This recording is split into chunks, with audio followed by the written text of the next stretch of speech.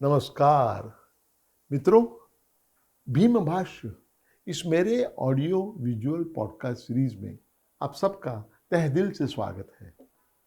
भीम भाष्य इस दृक श्रृंखला में महामानव डॉक्टर बाबा साहेब अम्बेडकर जी की जो बहुआयामी प्रतिभा थी, उसके 25 पहलू, 25 आविष्कार मैं आपके सामने पेश करने जा रहा हूं। इस दृक्श्राव्य श्रृंखला में करीबन 20 मिनट का एक ऐसे कुल मिला के 54 एपिसोड्स इसमें शामिल है। इस महाश्रृंखला के माध्यम से डॉक्टर बाबा साहेब अम्बेडकर जी के विचार, उनका कार्य, उनकी फलसफी और सबसे महत्वपूर्ण बात यह है कि उन्होंने भारत देश के लिए जो सपना देखा था वो मैं आपके सामने पेश करने जा रहा हूं। तो चलिए मित्रों, आगे बढ़ते हैं। मित्रों, भीम भाष्य के इस 53वें चरण में डॉक्टर बाबा साहेब अम्बेडकर जी की जो बहुआयामी प्रतिभा थी, उसका एक बहुत ही महत्वपूर्ण पहलू, उसके बारे में हम बोलने जा रहे हैं।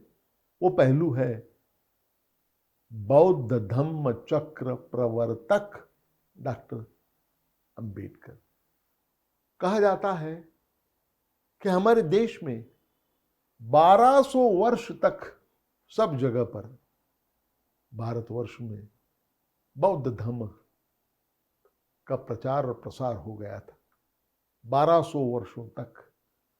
और उसका चक्र जो है, उस चक्र का प्रवर्तन करने की कोशिश अगर किसने की होगी तो वो डॉक्टर बाबा साहेब अम्बेडकर जी ने, और इसी के बारे में मैं आपको बताने जा रहा हूं। 14 अक्टूबर 1956 इस दिन को डॉक्टर अम्बेडकर जी ने औपचारिक दृष्टि से बौद्ध धर्म का स्वीकार किया और उनके साथ उनके करीबन 7 लाख जो उनके अनुयायी थे, उन्होंने भी हिंदू धर्म का त्याग करके बौद्ध धर्म में प्रवेश किया। ये ऐतिहासिक निर्णय, ये कोई यकायक नहीं लिया गया था। 50 वर्षों से चली आई प्रक्रिया उसके पीछे थी और उस प्रक्रिया का ये चरम बिंदु था, ऐसे कह सकते हैं। देखिए, डॉक्टर बाबा साहेब अम्बेडकर जब हाई स्कूल में जाते थे, तभी से उनको वो बौद्ध धर्म की तरफ आकृष्ट हो गए। उसका कारण ये था कि 1908 साल में कृष्णाजी अर्जुन केळुस्कर नाम के उनके जो हितचिंतक थे, उन्होंने अपनी लिखी हुई किताब life of the Buddha, Lord Buddha की जीवनी, उस किताब में गौतम बुद्ध की जो जीवनी थी, जीवन चरित्र था, उसका भीमराव, स्कूल में थे डॉक्टर अम्बेडकर, भीमराव नाम था उनका, भीमराव के मन पर बहुत ही बड़ा प्रभाव, तब से बौद्ध धर्म का असर, प्रभाव उनके ऊपर था। लेकिन धर्मांतर करने के बारे में उन्होंने पहली बार सार्वजनिक रूप से बात की, वो साल था 1927 और मौका था महाड़ का समता का संग्राम जो पाने के लिए हुआ था। वहां पहली बार डॉक्टर अम्बेडकर जी ने कहा, और मैं उन्हें उद्धृत करने जा रहा हूं, हमें समाज में समान हक होने चाहिए। जहां तक मुमकिन है हिंदू धर्म के परिप्रेक्ष्य में रहकर ही, हिंदू धर्म की मर्यादा में रहकर ही हम उन्हें हासिल करने का प्रयास करेंगे। लेकिन अगर वो हक हमें अगर नहीं मिलते हैं तो हम हिंदू धर्म का त्याग करके बाहर आ जाएंगे। ये उन्होंने कहा था 1927 को। डॉक्टर अम्बेडकर जी ने अपने शुरू के सार्वजनिक जीवन में हिंदू समाज में परिवर्तन करने की बहुत कोशिश की। देखिए, उन्हें तो हिंदू धर्म में रहकर ही अस्पृश्यता निवारण करने की इच्छा थी। महाड़ का सत्याग्रह देखिए 1927 का, या तो 1930 का कालाराम मंदिर प्रवेश का सत्याग्रह देखिए। ये सारे सत्याग्रह जो थे ये हिंदू समाज के परिवर्तन के लिए उन्होंने जो भरसक प्रयास किए थे उसकी उदाहरण है। लेकिन आखिर जब डॉक्टर अंबेडकर जी को ये पता चल गया, महसूस हो गया कि सवर्ण हिंदू जो है उनका दृष्टिकोण बदलना नामुमकिन है, और तब कहीं जाकर उन्होंने हिंदू धर्म का त्याग करने का निर्णय ले लिया। और इसकी जो ऐतिहासिक घोषणा उन्होंने की थी, अक्टूबर 1935 में उन्होंने कहा, और मैं उनको उद्धृत कर रहा हूं, मैं हिंदू अस्पृश्य होकर मैंने जन्म पाया है, लेकिन मैं हिंदू धर्म में मरने वाला नहीं हूं। इसका मतलब है डॉक्टर अंबेडकर जी ने पहली बार 1935 में बताया कि वो हिंदू धर्म में रहने वाले नहीं हैं, यथावकाश वो धर्मांतर करेंगे। 1936 में डॉक्टर अंबेडकर जी जब धर्मांतर की बात कर रहे थे तो 3 धर्म उनके सामने थे। एक था मुस्लिम, दूसरा था क्रिस्ती धर्म, और तीसरा था सिख लोगों का धर्म। ये तीनों पर्याय का विचार कर रहा था। उनका ये मानना था कि ये 3 पर्यायों में जो मुस्लिम धर्म का इस्लाम का पर्याय जो है, जो क्रिस्ती धर्म का पर्याय है, उसका अगर स्वीकार करेंगे तो दलितों में जो राष्ट्रीयत्व की भावना है वो क्षीण हो जाएगी, वो कम हो जाएगी, और उसकी वजह से स्वातंत्र्य संग्राम जो है वो बलहीन हो जाएगा। दरमियान उन्होंने भारतीय समाज के इतिहास पर परिश्रम पूर्वक बहुत अनुसंधान किया, और अपने अनुसंधान के बाद में डॉक्टर अंबेडकर जी इस नतीजे पर पहुंचे कि बौद्ध धर्म भारत में 1200 वर्षों से अधिक काल तक बहुत ही बड़ा धर्म था, और उस पूरे काल में भारतीय समाज एक संघ था, एक था, और उसमें जन्माधारित जो भेद होते हैं, जाति भेदों की वजह से जो जन्माधारित भेद होते हैं, उससे वो मुक्त था। मद्रास रैशनल सोसाइटी उसको संबोधित करते वक्त 24 सितंबर 1944 उस दिन डॉक्टर अंबेडकर जी ने कहा, और मैं उन्हें उद्धृत कर रहा हूं, उन्होंने कहा, भारतीय इतिहास के जो विद्यार्थी हैं उन्हें एक बात का पूरी तरह से वो भूल गए हैं। वो ये है कि प्राचीन भारत में बौद्ध और ब्राह्मण, इनमें बहुत बड़ा संघर्ष हो गया था, और ये संघर्ष कुछ विद्वान लोग कहते हैं कि ये केवल पंथों में मामूली सा झगड़ा था। ये सही नहीं है। ये जो झगड़ा था वो सत्य के लिए झगड़ा था। गौतम बुद्ध जी ने सत्य की व्याख्या बिल्कुल आसान शब्दों में की थी। जो इंद्रियों को समझ में आता है वही सत्य होता है, यह बुद्ध जी का कहना था। अलग रूप से अगर बताना है तो कह सकते हैं कि किसी भी अधिकारी व्यक्ति ने जो कहा है वही सत्य है, ये बात नहीं है। आपके इंद्रिय जो बताते हैं, जो इंद्रिय महसूस करते हैं, वही सत्य होता है। इसके दूसरी तरफ ब्राह्मणों का कहना यह था कि जो वेदों में कहा है वही सत्य है, वेद प्रमाण यही सत्य है। डॉक्टर अंबेडकर जी कहते हैं कि बौद्ध जो थे वो क्रांतिकारक थे, और जो ब्राह्मण जो थे वो प्रतिगामी थे। यह अंबेडकर जी का कहना था। उसी संबोधन में डॉक्टर अंबेडकर जी ने कहा कि अगर हमारे देश में इस्लाम का प्रवेश नहीं होता तो बहुत समय तक बौद्ध और ब्राह्मण, इनका संघर्ष जारी रहता। पूरी दुनिया के इतिहास में स्वतंत्रता, समता, भाईचारा और सामाजिक न्याय, इनका संदेश देने वाला पहला मनुष्य कौन होगा, तो वो था गौतम बुद्ध। लेकिन गौतम बुद्ध जी का जो आदेश था वो नष्ट प्राय हो गया है, क्योंकि क्रांति के खिलाफ प्रतिक्रांति ने क्रांति पर विजय संपादन किया है।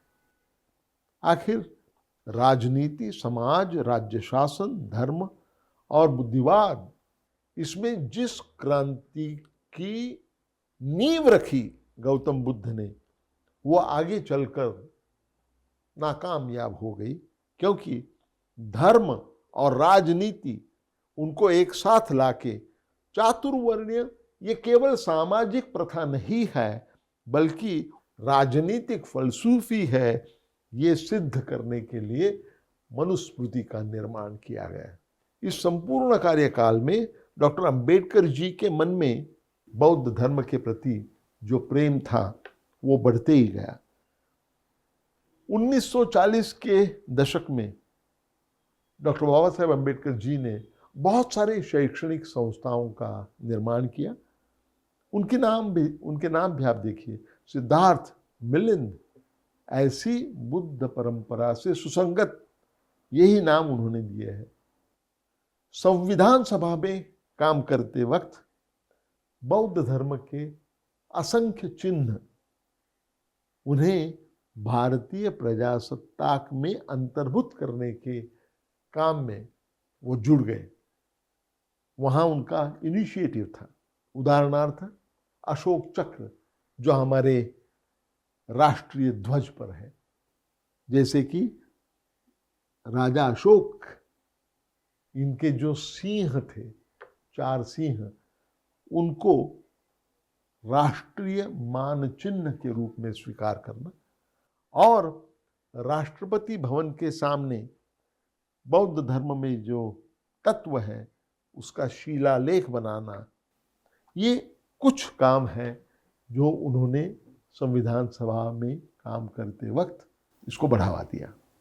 दरमियान के काल में डॉक्टर अंबेडकर जी ने अपना जो पाक्षिक था तब, जनता नाम का, उसमें भी बौद्ध धर्म के उसका अर्थ, उसकी महती, इस पर लिखना शुरू किया।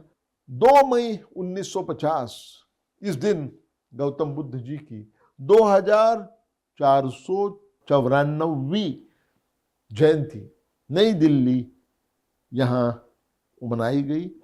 तब अध्यक्ष पद से बोलते हुए उन्होंने कहा, और मैं उन्हें उद्धृत कर रहा हूँ, आज हम यहाँ बुद्ध जयंती मना रहे हैं।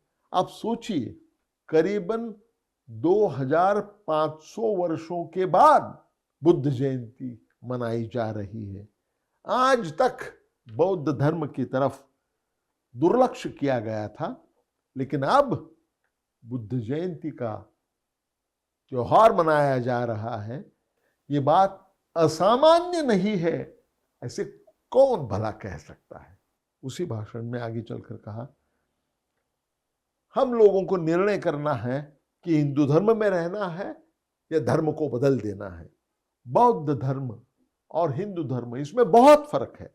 बौद्ध धर्म जो है वो जाति विरहित एकतापूर्ण समाज रचने का पुरस्कार करता है, तो दूसरी तरफ हिंदू धर्म जो है वो जाति को ही मुख्य अधिष्ठान के रूप में मानता है। हिंदुओं के हर एक जाति में पक्की दीवार बनाकर उनका विभाजन किया गया है। आगे चलकर उन्होंने कहा, सही धर्म की आवश्यकता होती है और सही धर्म के सिवा किसकी भी प्रगति नहीं हो सकती है। तो आपके लिए कौन सा धर्म योग्य है, इसका विचार आपको करना है। बुद्ध ये मानव था। बुद्ध के जो तत्व है वो जाति के खिलाफ थे। गौतम बुद्ध ने सामान्य जनता में वास्तव्य किया और मानवीय दृष्टिकोण से जनता के दुखों का निवारण करने का प्रयास किया।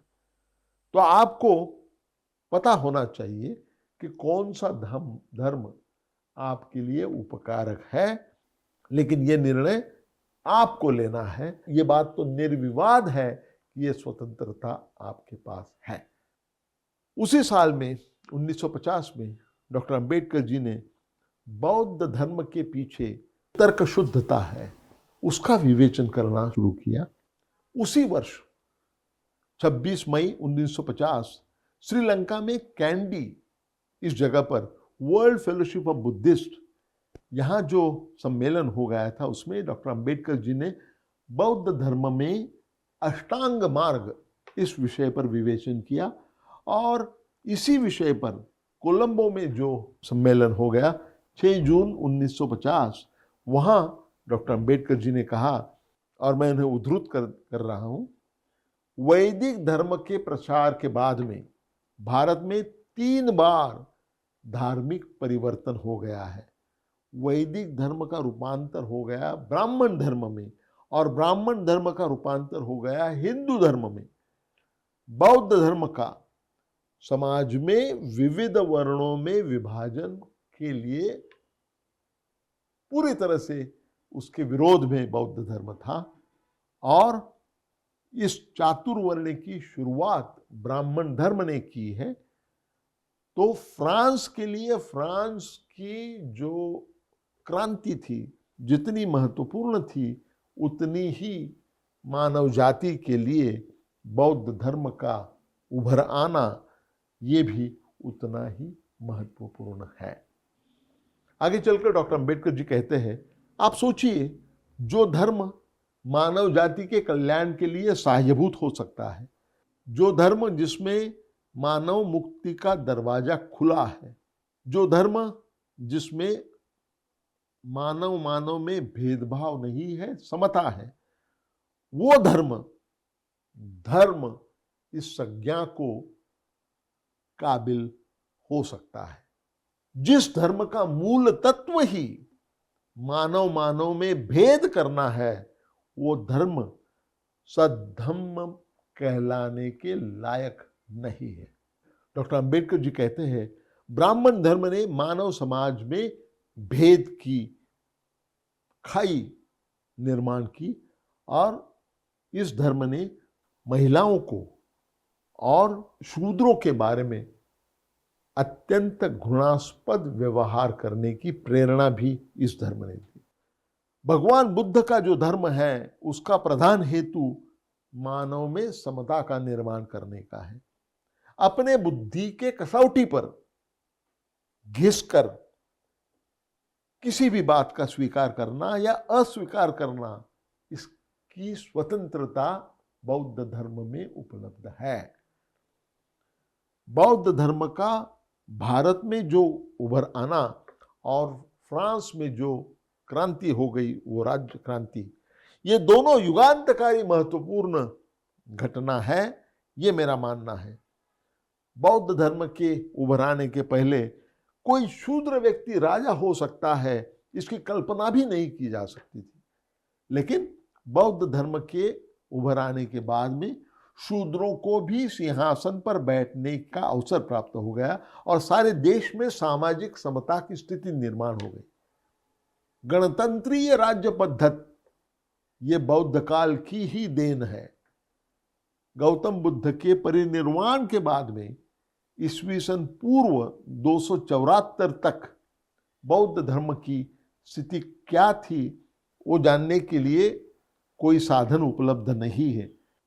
सम्राट अशोक के कार्यकाल में बौद्ध धर्म का प्रसार विद्युत गति से हो गया। सम्राट अशोक, सम्राट चंद्रगुप्त, ऐसे बलाढ्य सम्राट निर्माण हो गए वो बौद्ध काल में, और इन्हीं सम्राटों ने भारत के बाहर जो देश है उनसे मैत्रीपूर्ण संबंध रखना चालू किया।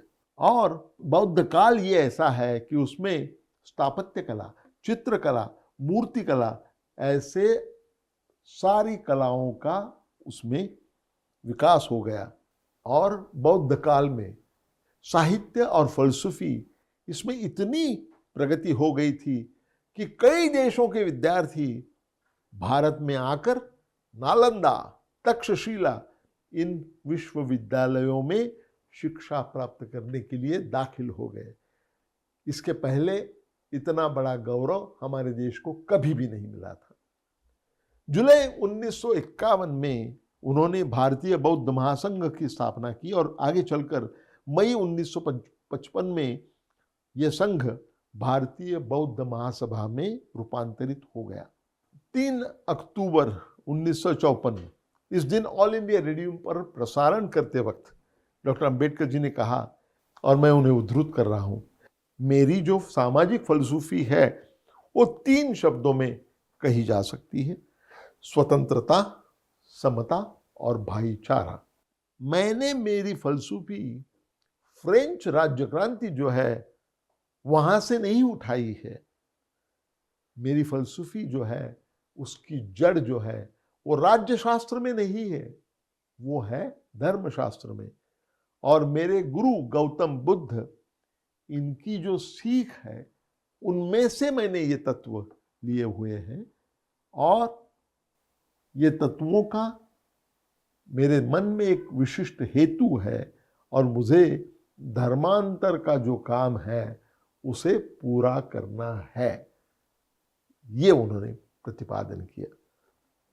1955 में डॉक्टर अंबेडकर जी ने बुद्धा एंड हिज धम्म इस महाग्रंथ का लेखन शुरू किया। यह किताब बहुत ही अर्थपूर्ण और तर्कशुद्ध ऐसा बौद्ध धर्मियों का ग्रंथ होना चाहिए, ये उनकी मनीषा थी। लेकिन यह ग्रंथ उनके जीते हुए प्रकाशित नहीं हो सका। उनके महापरिनिर्वाण के 1 वर्ष बाद में 1957 में इसका प्रकाशन हो गया। 24 मई 1956 डॉक्टर अंबेडकर जी ने ऐलान किया कि उसी वर्ष के अक्टूबर महीने में वो बौद्ध धर्म का स्वीकार करेंगे, और धर्मांतर का जो शुभारंभ है वो 14 अक्टूबर को नागपुर इस जगह पर संपन्न हो जाएगा। ब्रह्मदेश के भिक्खु महास्थवीर चंद्रमणि ये भारतीय बौद्ध भिक्खुओं के प्रमुख थे, तो उन्हें इस समारंभ संपन्न करने के लिए आमंत्रित किया गया। धर्मांतर का जो ऐतिहासिक समारंभ था वो तो अभूतपूर्व था। उसमें से डॉक्टर अंबेडकर जी के ऊपर अपने अनुयायियों का विश्वास तो प्रतीत हो ही रहा था, लेकिन नए धर्म में प्रवेश करने की उत्सुकता और वो मानसिकता भी उनके लिए दिखाई दे रही थी। पूरे देश भर से कहिए कि गांव-गांव में से अच्छे कपड़े पहनकर, परिधान करके जत्थे के जत्थे बनाकर लोग आ रहे थे, और समारंभ का जो निर्धारित हफ्ता था वो जैसे करीब आ गया तो 5 से लेकर 7 लाख तक पूर्वाश्रम के जो अस्पृश्य थे, महिलाएं, पुरुष और बच्चे, इन्होंने नागपुर शहर का मानो कब्जा ही कर लिया। उस प्रचंड जन समुदाय के सामने डॉक्टर बाबा साहेब अम्बेडकर जी ने बौद्ध धर्म की दीक्षा स्वीकार की। डॉक्टर अम्बेडकर और उनकी द्वितीय पत्नी डॉक्टर सविता, इन्होंने उस जनसागर के सामने सबसे पहले दीक्षा ग्रहण की। महास्थवीर जो थे उन्होंने उन्हें त्रिशरण, उसका मतलब है बुद्ध, धम्म और संघ, इनसे एकनिष्ठ रहने की शपथ दिलाई। उसके बाद में भिक्खु जी ने उन्हें पंचशील के आचरण की शपथ दी। उसमें थे हत्या करने से नकार, चौर्य कर्म, असत्य वचन, अनैतिक लैंगिक संबंध और मद्यपान। ऐसी काम नहीं करने की ये जो पंचशील के तत्व थे उनकी शपथ दी। त्रिशरण और पंचशील आचार प्रणाली की शपथ लेकर डॉक्टर अंबेडकर जी और उनकी पत्नी दोनों ने गौतम बुद्ध की जो प्रतिमा थी उसके सामने 3 बार झुककर वंदन किया और दीक्षा समारंभ संपन्न हो गया।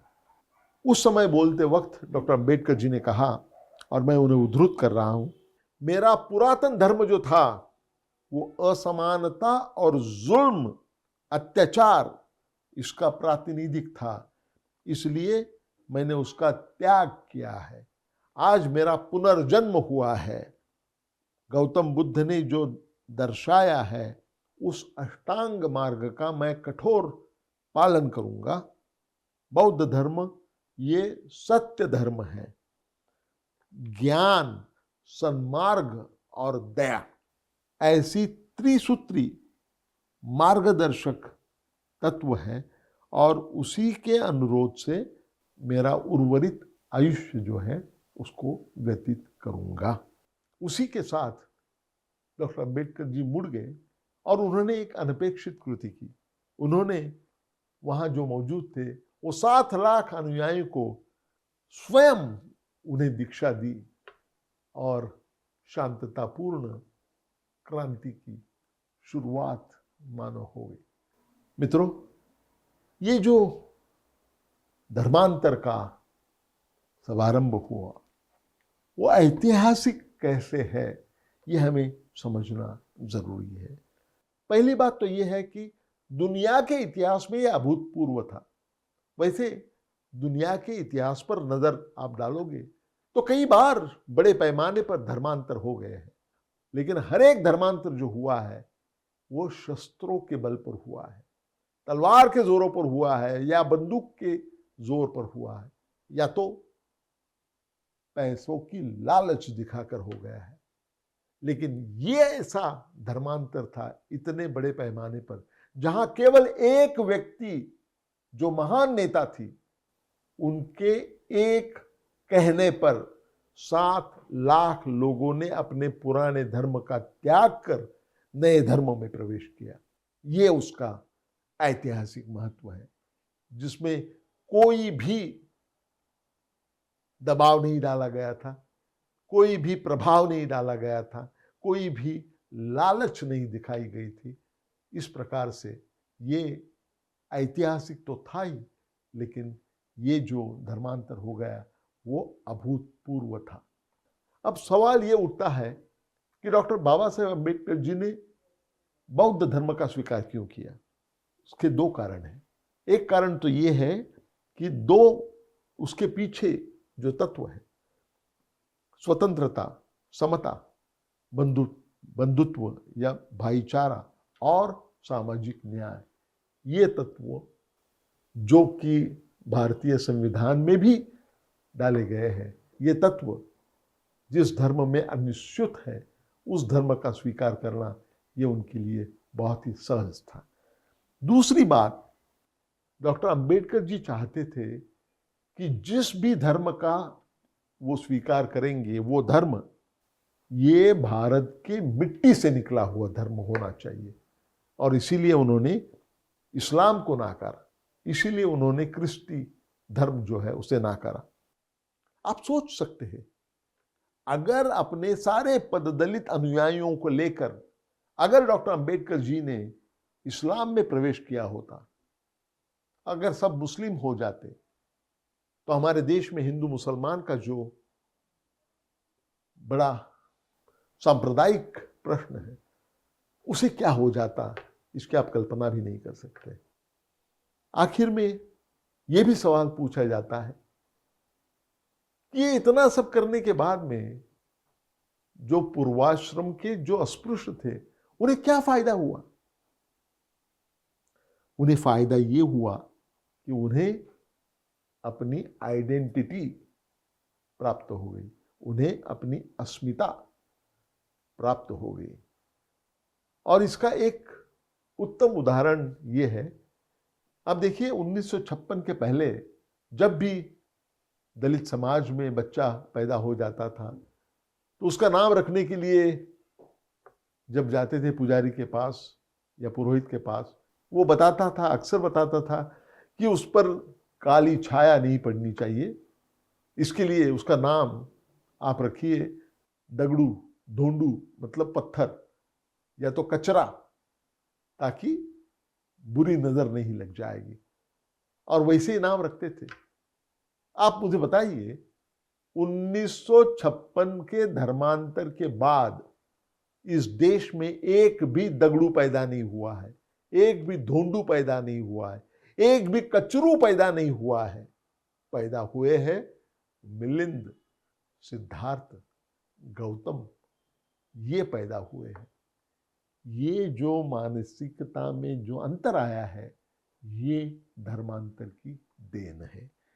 मुझे लगता है कि ये जो शांततापूर्ण क्रांति की शुरुआत जो हो गई वो डॉक्टर बाबा साहेब अम्बेडकर जी के ऐतिहासिक धर्मांतर के रूप से, उसी माध्यम से, उसी वक्त ये शुरुआत हो गई।